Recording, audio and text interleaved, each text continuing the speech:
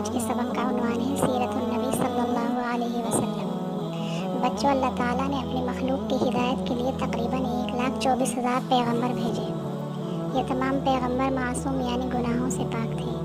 ہر پیغمبر اپنے زمانے میں ساری دنیا سے افضل ہوتا تھا۔ ہمارے رسول اکرم صلی اللہ علیہ وسلم تمام نبیوں اور رسولوں سے افضل ہیں۔ جو خوبیاں دوسرے تمام نبیوں میں تھیں، اللہ تعالیٰ نے وہ سب آپ کی ذات اقدس میں جمع کر دی۔ اللہ تعالیٰ نے آپ کو خاتم النبیین یعنی آخری نبی بنا کر بھیجا ہے۔ آپ کے بعد نہ کوئی نبی آیا ہے نہ کبھی آئے گا۔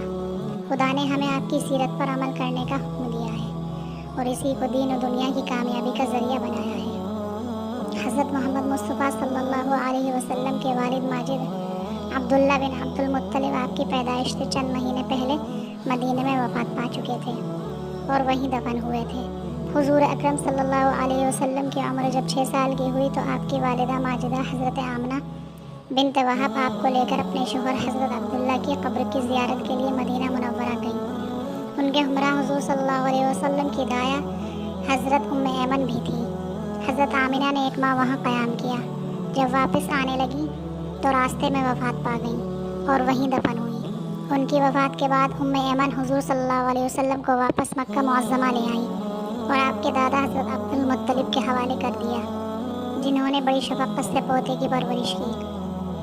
لیکن 2 سال کے بعد ان کا سایہ بھی حضور صلی اللہ علیہ وسلم کے سر سے اٹھ گیا۔ آئیے اس سبق کے حوالے سے مختصر سوالات کے جواب دیجیے۔ اللہ تعالیٰ نے اپنی مخلوق کی ہدایت کے لیے کتنے نبی بھیجے؟ آخری نبی کون ہے؟ حضور صلی اللہ علیہ وسلم کے والد ماجد کا کیا نام ہے؟ حضور صلی اللہ علیہ وسلم کی والدہ ماجدہ کا نام بتلائیے۔ حضور صلی اللہ علیہ وسلم کے دادا کا نام کیا ہے؟